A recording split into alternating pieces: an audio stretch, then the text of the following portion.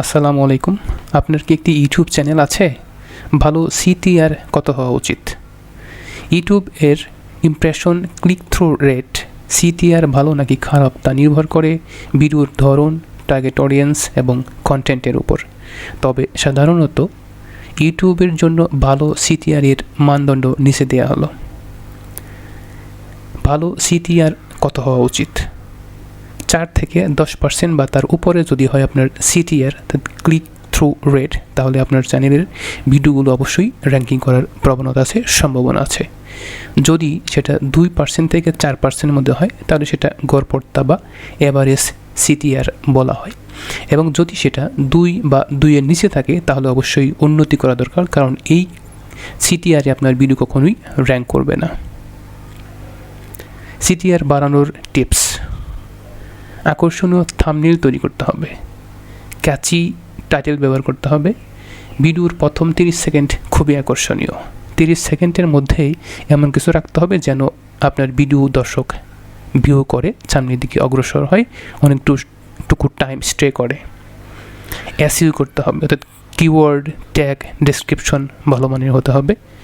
Engagement বাড়াতে হবে, like, comment, share বাড়ানোর চেষ্টা করতে হবে। আপনার চ্যানেলের সিটিআর যদি 4 বা তার বেশি হয় তাহলে তা ভালো পারফরমেন্সের ইঙ্গিত দেয়। তবে সবসময়ই সিটিআর এর পাশাপাশি ওয়াচ টাইম, অডিয়েন্স রিটেনশন এবং ভিডিও এঙ্গেজমেন্টও গুরুত্বপূর্ণ। আপনার চ্যানেলের জন্য সিটিআর কেমন যাচ্ছে? কোনো নির্দিষ্ট সমস্যা ফেস করলে আমাদের জানাতে পারেন। অডিয়েন্স রিটেনশন কী? অডিয়েন্স রিটেনশনের সংজ্ঞা: অডিয়েন্স রিটেনশন বলতে বোঝায় দর্শকরা আপনার ইউটিউব ভিডিও কতক্ষণ দেখে বা ভিডিওর কত শতাংশ দেখে। সহজভাবে বললে ভিডিওতে দর্শকের ধরে রাখার হার হলো অডিয়েন্স রিটেনশন। অডিয়েন্স রিটেনশন কেন গুরুত্বপূর্ণ? ইউটিউব অ্যালগরিদম ভিডিওর ওয়াচ টাইম এবং রিটেনশন রেট দেখে সিদ্ধান্ত নেয় কোন ভিডিও বেশি প্রচার করতে হবে। যদি কোনো ভিডিওর রিটেনশন রেট বেশি হয় তাহলে ইউটিউব সেটিকে আরও বেশি দর্শকের কাছে সাজেস্ট করে। এটি ভিডিওর র্যাঙ্ক এবং রিকমেন্ডেশন বাড়ায়, ফলে চ্যানেলের গ্রোথ বেশি হয়। অডিয়েন্স রিটেনশন এর ধরন: ইউটিউব স্টুডিওতে 2 ধরনের অডিয়েন্স রিটেনশন দেখা যায়। অ্যাবসোলিউট রিটেনশন, এটি দেখায় ভিডিওর কোন অংশে কতজন দর্শক ছিলেন এবং ভিডিওর কোন মুহূর্তে দর্শকরা বেশি আগ্রহ দেখিয়েছে। আর রিলেটিভ রিটেনশন, এটি দেখায় আপনার ভিডিও অন্য একই দৈর্ঘ্য ভিডিওগুলোর তুলনায় কতটা ভালো পারফর্ম করেছে। অডিয়েন্স রিটেনশন ভালো করার উপায়: আপনার ভিডিওতে দর্শকের ধরে রাখতে চাইলে নিচের টিপসগুলো অনুসরণ করতে পারেন। এজন্য আপনাকে শক্তিশালী প্রথম 30 সেকেন্ড খুবই আকর্ষণীয় করতে হবে। 30 সেকেন্ডই আপনার ভিডিওকে দর্শকের কাছে ধরে রাখতে পারলে আপনার ভিডিও র্যাঙ্ক করার প্রবণতা অনেক বেশি হয়ে যাবে।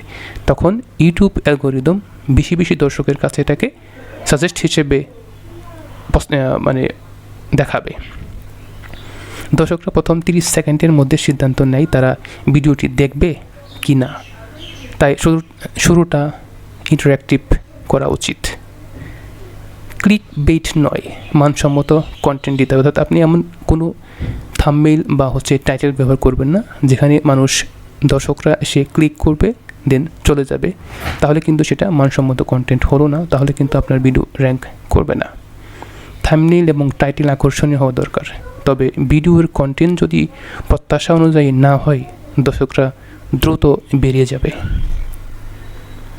অডিয়েন্স রিটেনশন ভালো করার উপায়: ভিডিওতে জাম্প কাট বা ভিজুয়াল এলিমেন্ট যোগ করুন, লম্বা বা বোরিং অংশ কেটে ফেলুন, ক্যামেরার অ্যাঙ্গেল পরিবর্তন করুন, অ্যানিমেশন ও গ্রাফিক্স যোগ করুন, স্টোরি লেটিং ব্যবহার করুন। ভালো গল্প বলার দক্ষতা দর্শকদের ধরে রাখতে সাহায্য করে। কৌতূহল জাগিয়ে তুলুন, ভিডিওতে এঙ্গেজমেন্ট বাড়ান, দর্শকদের প্রশ্ন করুন, পুল এবং কল টু অ্যাকশন ব্যবহার করুন, লাইক কমেন্ট করতে বলুন। রিটেনশন গ্রাফ দেখুন এবং বিশ্লেষণ করুন। ইউটিউব স্টুডিওয়ে অডিয়েন্স রিটেনশন গ্রাফ দেখে বুঝুন কোথায় দর্শকরা বেশি সময় কাটিয়েছে এবং কোথায় তারা ভিডিও ছেড়ে দিয়েছে।